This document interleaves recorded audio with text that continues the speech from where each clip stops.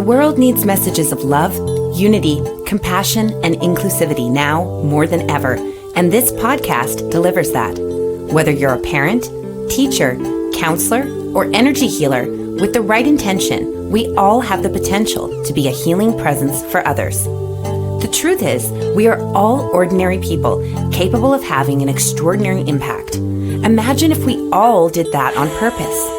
Join Global Impact Visionary Leader, Intuitive Healer, and Spiritual Mentor, Sue Dumais, for authentic conversations that will inspire you to become more of a healing presence in your work, in your relationships, and in the world.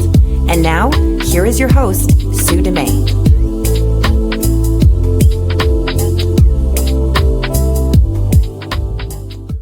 Welcome to the podcast, and I'm here with a special guest.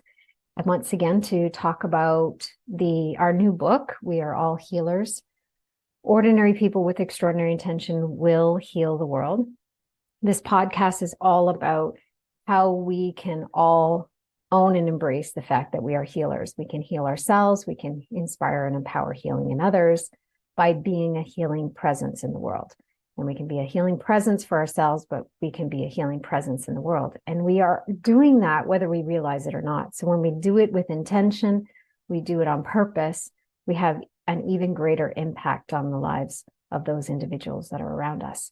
So today I'm having a conversation with Aparna. Aparna is one of the authors in the book, and she shared her story in the book as well. And I'm honored to have her. She's been in my community for quite a while, and I've always really enjoyed having conversations with her. And I'm excited to invite you to listen with a wide open heart and a wide open mind and just see what comes in and what resonates and lands for you today.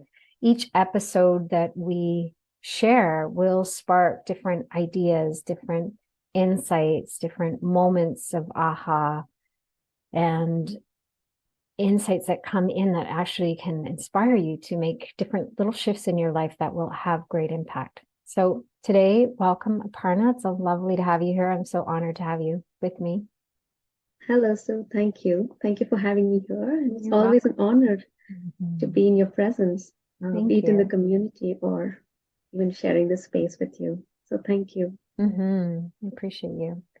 So let's begin. And you mentioned like being in my presence, and I enjoy being in your presence. So I think that it's a mutual feeling there. So let's begin with sharing. What does it mean for you when you hear the words being a healing presence? What does that mean for you, and how does that show up in your life? Yeah, I feel like the word healing presence is really expansive. And most of us walk a path that is so unique to us. And the path we walked, that itself becomes a healing way for us. And in turn, I feel like it offers us a space to become a healing presence, to both to ourselves and to the path that we're walking on, which probably involves a lot more others. Mm-hmm. To me, when I think of healing presence, is bringing compassion to the space. And I know I can be compassionate, and perhaps I cannot fix others, which is what I used to think when I used to think of the term healing was about fixing someone.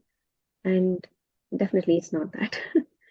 It's really about holding a space for their own uncovering and for a space for them to find their own light, to feel who they are, and to really remember their unique essence. And that to me is what a healing presence does to anyone. So whether this is probably how I felt when I've been in a community with you and so many others who are these beautiful beacons of light, and they hold this compassionate, non-judgmental space for others. And here we are holding this empathetic space where anyone else can just feel at home with themselves and at home with the others around them. And to me, I feel the world needs more of these. Yeah, I agree. There's not a lot of spaces you can go right now where there's not judgment, right? That's right. And even the judgment is not even judgment, it's like judgment and attack, or judgment and projection, the perception of attack.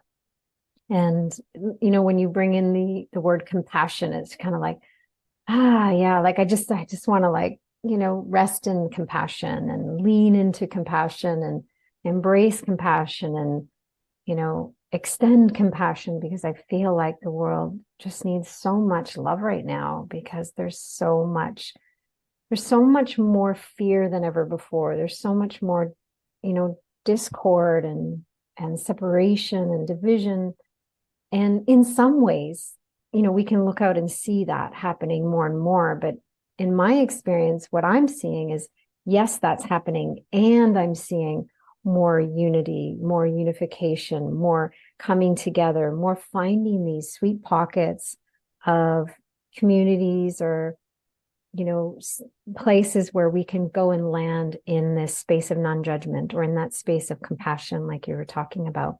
Being held in that space is such a nourishing experience right now, because the contrast in the world is so opposite right now.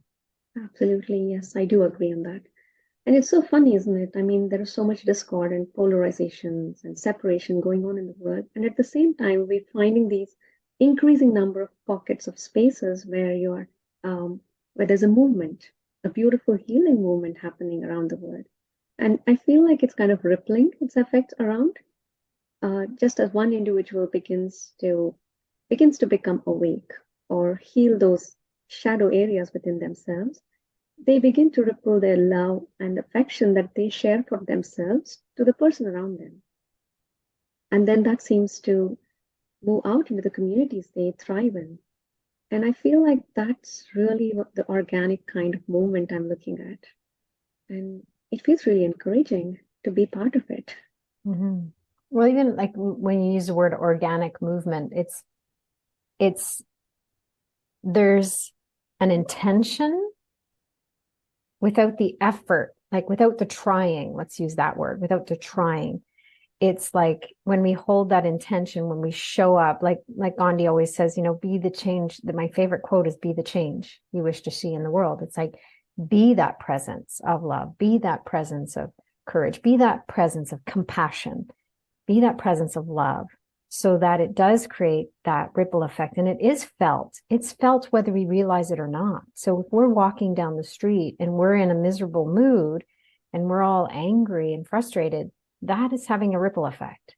And if we walk down the street and we are like, okay, I may feel frustrated right now, but I'm going to choose love. I'm going to choose compassion for myself right now because I'm feeling this way, or acceptance that I'm feeling this way. That in itself, just that awareness around how you're feeling, can change the ripple effect that's going out. And then if we choose to shift out of that frustration and find a way to process that so that we can actually come full circle back into alignment with love and compassion, then that has even a greater impact going out. And, when I reflect on my relationship with you and watching you kind of grow and expand over all these years we've been working together, I see this like blossoming of just this gentle angel coming in and just wrapping your wings around people and like, bringing them into your space and going, okay, I hear you, I see you, I honor you, I support you, right? So you have this like, almost like a mother bird it's like coming around and, embracing. Can you talk a little bit about the work you're doing? Because I feel like there's a lot of women out there that could really appreciate, the space you're holding for women with fertility challenges. I think that there's a lot more out there than, a lot of people really struggling in isolation and not realizing that there are pockets and communities where they can come and feel like a sense of belonging. Yeah, of course. And quite interesting. This is called the National Infertility Awareness Week here in the USA. It seems like we're talking something, but I do have a clear opposition to the word infertility, because I feel like we are always fertile. We are always pregnant with something. And it doesn't make sense to use a word that has nothing to do with the whole challenge that women face at this time. So with my journey, with over 12 years of walking the path to becoming a mother, I feel like I've seen the nuances of this journey much more closely than probably the ones who don't know about it. And I stand in solidarity with the women and the couples who face these challenges because there's not much help or awareness out there about what are these challenges. And in my personal opinion, I can say this, and I do feel like others may feel like I'm talking on their behalf, is this doesn't seem like a health challenge. It is more of an emotional, a physical, a spiritual challenge that we begin to encounter as we walk this journey. And this path especially when it's long and challenging, it brings you to your knees so many times. And the path really offers you an invitation for greater transformation, but at the same time, you really cannot deny the feelings that these bring up, the emotions that come up on this journey, especially the ones of fear, uncertainty, helplessness, not knowing what the next step, not knowing the next step is, or not having the support of individuals who are in a medical field, trying to listen to you, to hear to what you're going through, because everything is put in it's almost like a cookie cutter. You don't do this, you go to this next step, and then the next and the next. But nobody really talks about the emotional journey that we undertake. With every disappointment, with every heartbreak, with all of the emotional distress, it's really hard for someone else to understand if they've not walked the journey. And to me, I felt like I could be that when I was actually moving through my own distress and really debilitating moments of emotions, which I just didn't know how to process. I feel like I had the support. I had those mentors coming in, including you yourself, Sue, who held my hand and helped me process that. And it does not mean that you take away my pain. It's because you see me, you appreciate me. You really hold that loving space where I can process it and find a perspective so I can move to the next part of it with more grace. And I feel like that's really what I want to be for others, where they can find themselves being at home and knowing that their pain is valued. It's not underestimated, especially in the wake of the amount of time that it takes for us to move through these journeys. And sometimes the outcome doesn't seem to be exactly what we desire. And that's a baby. But still, can you still find the joy in your life and rediscover the life within you and awaken to your own path?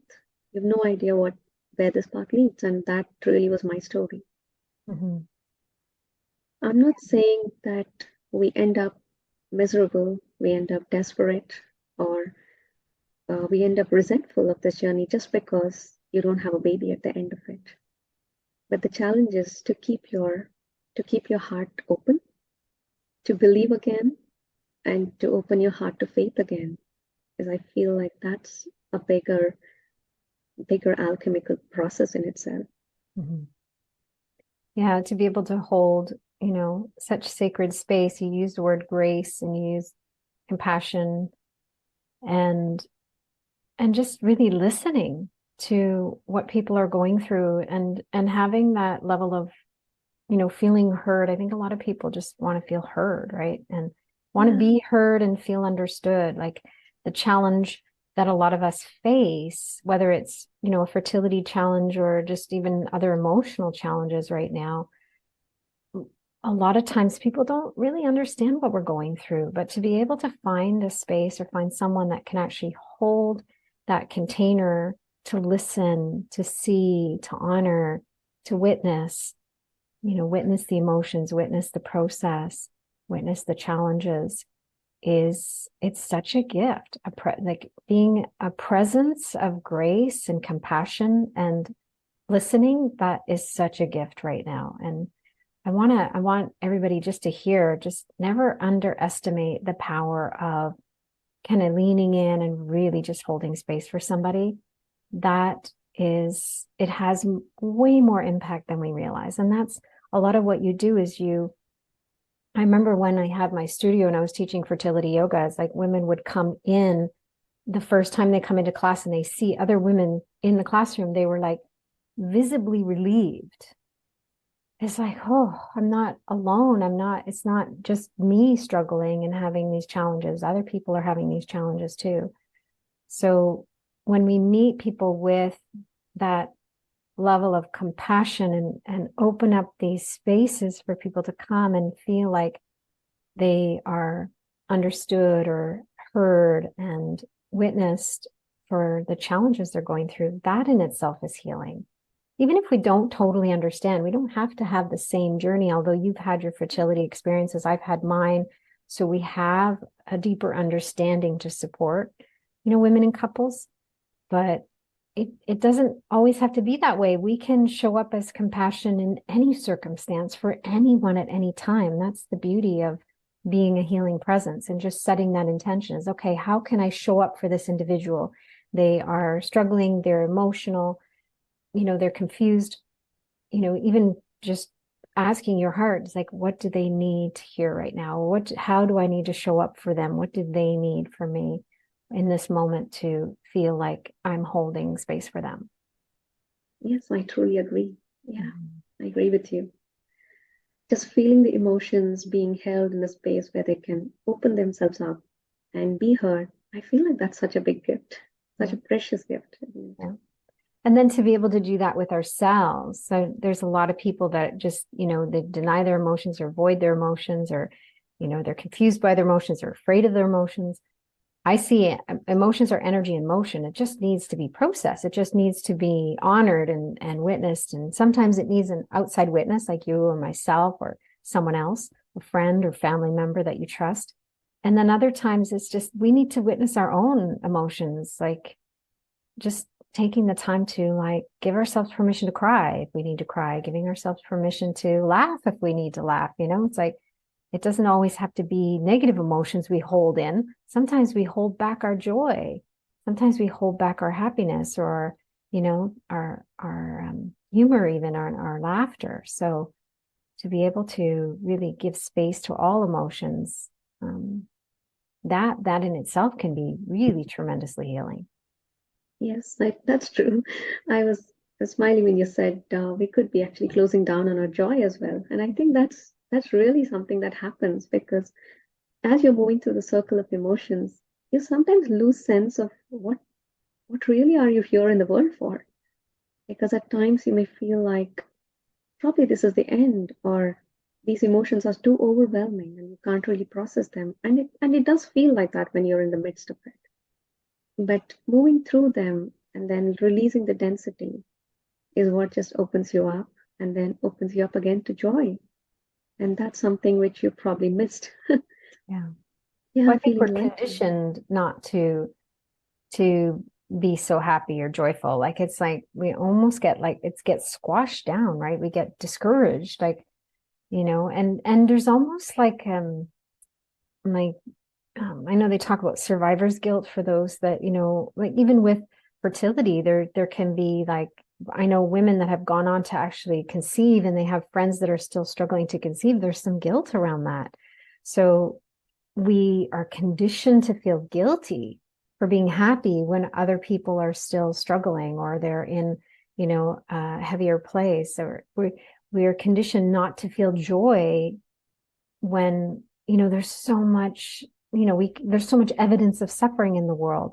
Well, if we all thought that way, then we'd all be suffering and we'd all continue to suffer and there'd be no space for joy at all. So that's right. we have to allow the pockets to rise and within us, and then let those be the ripples. And maybe it sparks insight, or it sparks a little trickle of joy in someone else. We never know. Exactly.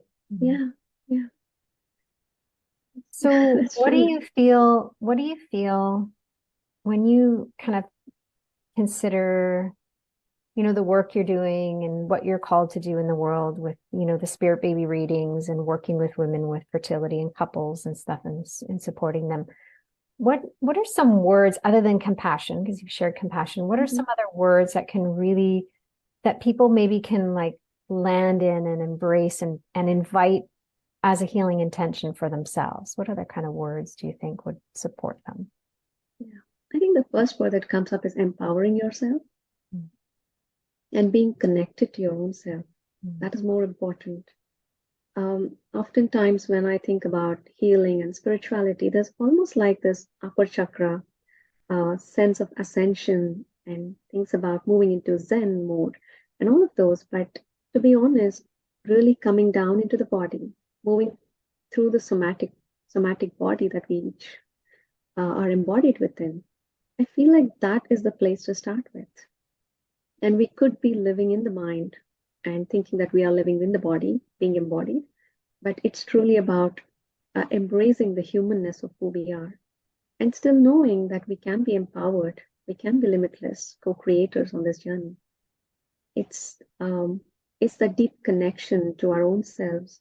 And I feel like at this point, I'm just beginning to see what is the shortest way that you can feel connected back to life.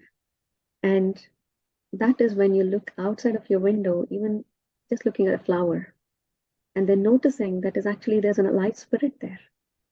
There's a life spirit around you. And then immediately I feel like there's a connection between me and that spirit outside of me. And then you realize that you're never alone on this journey. You're always held in deep love, and nature is always with you. So in my regard, I feel like connection, feeling empowered, and having a sense of self is very important. The self-worth is truly a space where you land within your own self. And it does not depend on how others perceive you or how others want to look at you. And it's no more dependent on what others have to say about you, but a clarity that you feel within yourself. So coming back into that inner stillness, the inner joy, your own inner friendship with your own fears, your processes, I feel like is very necessary.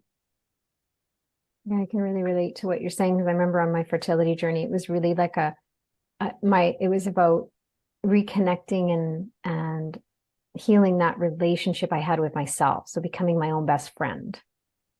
And then it became learning to mother myself. Yes. And bringing in that right. mothering energy and mothering self. And as a result, I'm actually a better mother because I learned to mother myself first. And even just being like a mothering presence in the world. Like, what would a nurturing, mothering presence look like, feel like, and show up that way, right? So I see like everyone can be our children. Everything can be our children. The other thing you said that just struck a memory for me was I read somewhere that I don't even know a book, it was a long time ago, that said everything has a soul. Everything and everyone has a soul, like a rock has a soul, a blade of grass has a soul. So when you said, I see the spirit in that flower, the light in that flower, I was like, oh yeah, it just reminded me of that. It's just like, yeah, I see the soul in everything. And just even greeting everything from that space of connection, right? Because sometimes it's harder to connect with other people when we're in, kind of an emotional, state where we're just confused or maybe feeling isolated. We can find that connection in nature. At least I could so easily as a child. So I find it much easier now, even as an adult, to remember how it is that connection with nature is just, it's so innocent and it's so much easier, and it often feels safer, especially when we're feeling emotional. Yes, that's true. Yeah. I do have a practice of connecting with my plants every morning, just saying, hello, how are you? Good morning. And I just love the way I have a response from them, whether it's the wind blowing and the kind of shaking up and the leaves rustling, anything. It just feels so good. And I feel like the connection is very important to hold you back where you are. And I do feel like as empaths and as highly sensitive people, it's so hard for us to find our grounding, which is something I struggle with for a very long time in my life. And I do struggle even now at sometimes, but I feel like I've learned the art of grounding, at least now. It's just begun to anchor more into me. And I think a lot of us could be feeling very sensitive to Earth and to the stories that the Earth holds. And at times we may find ourselves feeling more ungrounded and unrooted. And I feel like grounding yourself is taking care of yourself too. That's, Mhm. Yeah, I the I keep getting the words like feeling that connection to self, feeling that connection to the earth, feeling that connection to nature is so nurturing and nourishing, right? yeah. Yeah. Love And that. I'd just love to talk something about the spirit baby connections that, especially the emotions around it and what comes up. The first time I connected with the spirit babies when I did not know what they even meant, or I didn't know the names that they were given to describe spirit babies, was just an energy that was following me, and it felt like a baby energy. Uh, so even this happened when I was grieving a miscarriage. So at the time that I'm grieving, and I'm actually seeing a different kind of a paradox of experiencing baby energies, I felt like there was so much joy I could open into. Like just the presence of these energies brought me joy. Um, so it wasn't all doom and gloom when I was really going through the miscarriage, the grief of a miscarriage, but it was also some kind of a curiosity and these pockets of hope I was feeling. And I feel like that became a very pivotal point for me to kind of embark on this journey with a much more clearer and almost like a purposeful journey, which often it doesn't happen when we are in chaotic or emotional situations. It so happens that we don't find why are we even here or what are we to do. There's so much confusion. But what I felt was bringing the connection and the joy again just kind of brought me back to this path with more ease, and it almost felt like there was purpose behind it. And yeah, I do find the purpose now.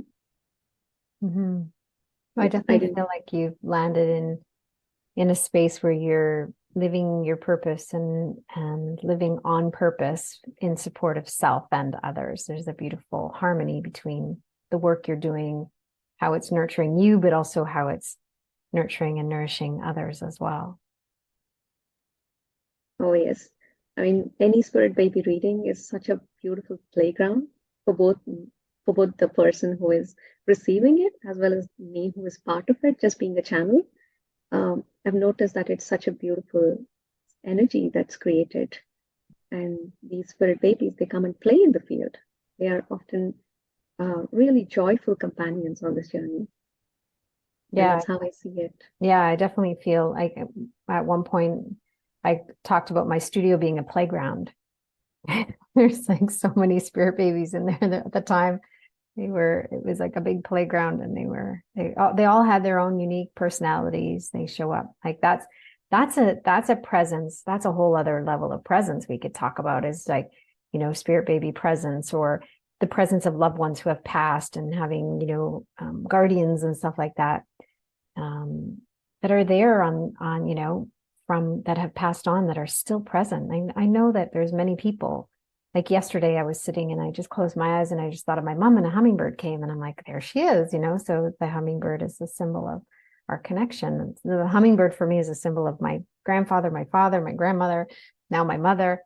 So when I have those thoughts, often the hummingbirds show up for me. So to be able to communicate or connect or feel a presence of support from, whether it's our divinity, God, the universe, a spirit, your parents, or a loved one who has passed, or spirit baby, is like just knowing that we are not alone. We are so not alone, and never alone, even when we feel alone, and that there's always someone or something we can connect to.